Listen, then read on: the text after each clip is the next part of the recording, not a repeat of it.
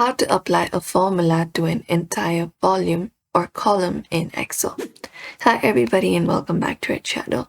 Today we are providing you with some easiest ways that you can follow up to do it in Microsoft Excel. So let's just dive right into the video and get started. So for that, what we can do is we can type in a formula in the first cell. So in C1, what we can do, for example, is type in is equal to, select cell first and then type in plus and select B1.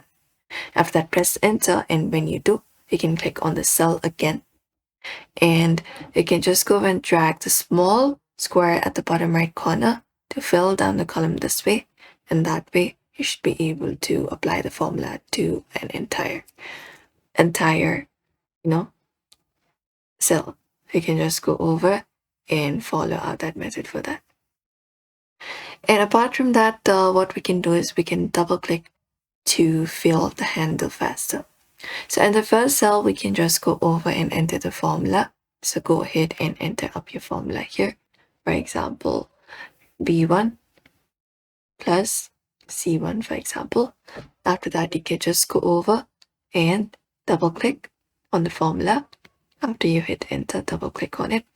And if it fills down automatically based on adjusting data, you can just go over and do so and fill out the other cells.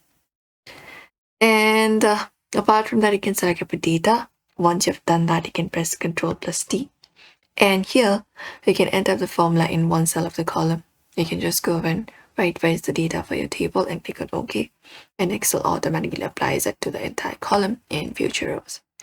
And that's it, everybody. You can follow this method. So we hope this video was helpful. Give this video a like and subscribe for more.